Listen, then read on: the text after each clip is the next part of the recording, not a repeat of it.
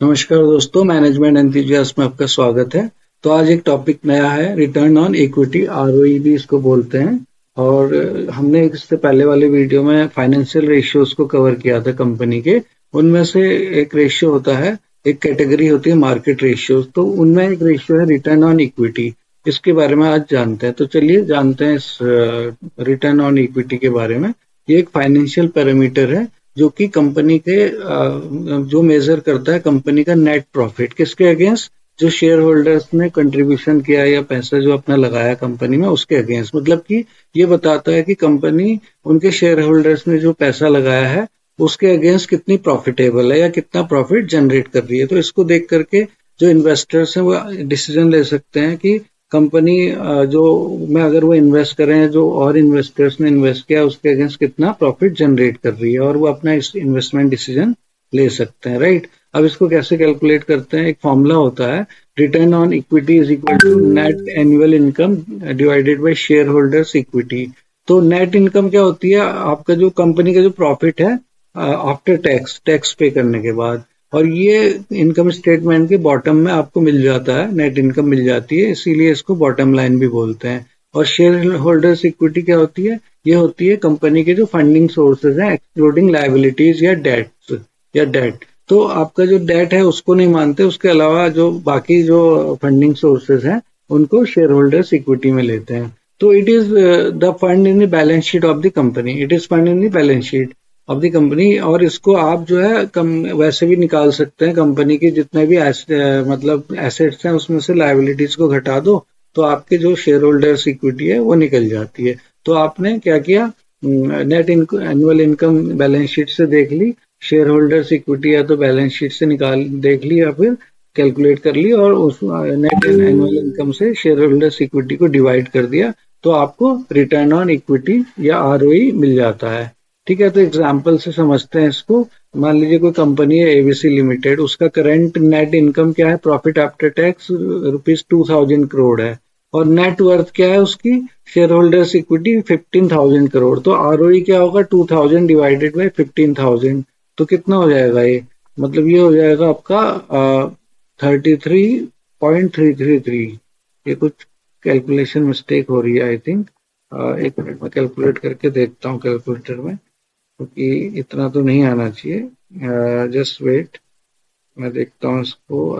2000 divided by 15,000, तो ये 0.13, वो 0.1333 आता है इसका।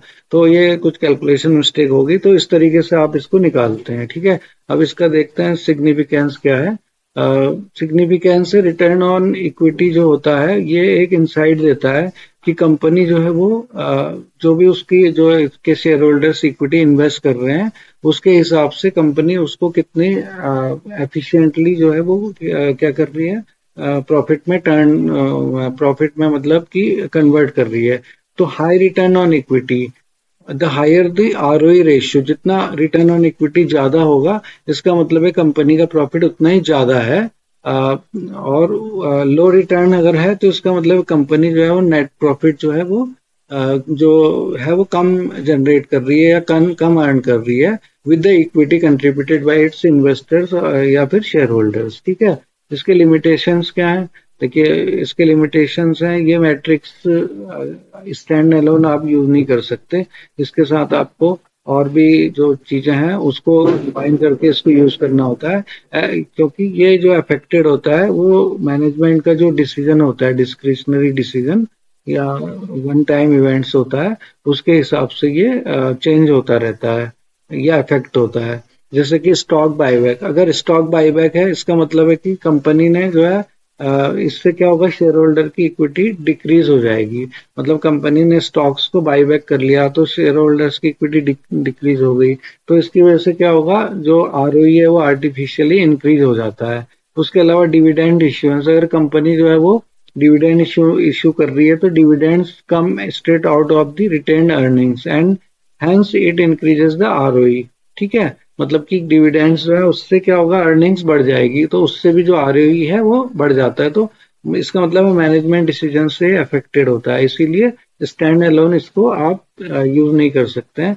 It can be misleading in the case of new companies. ये नई कंपनीज के लिए मिसलीडिंग हो सकता है क्योंकि उसमें इनिशियल कैपिटल इन्वेस्टमेंट हाई है, तो उसका ऑब्वियसली क्या होगा कि कंपनी जो है पहले इनिशियली प्रॉफिट जनरेट कम करती है, तो उसमें जो आरओई होगा उसका वो कम होगा।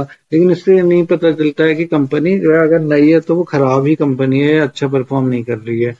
तीसरा है the ROE can be manipulated using various accounting techniques, जैसे कि इंक्रीजिंग द प्रोजेक्ट लाइफ और डिक्रीजिंग द डेप्रिसिएशन रेट, तो मैनिपुलेट किया जा सकता है, इसीलिए ये जो है आरओई, इसीलिए इसकी लिमिटेशन है। ठीक है, तो कंक्लूजन क्या है? Return on equity is a financial parameter which is the measure of net profit generated by the company against each dollar of equity amount contributed by its stakeholders। और इसका फॉर्मूला होता है net annual income divided by share holders equity.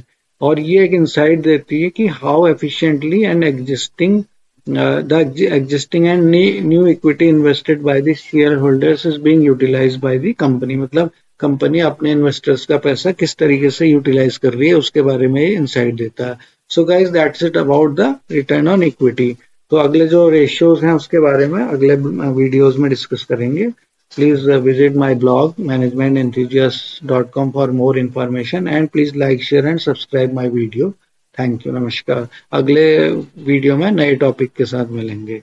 Okay bye.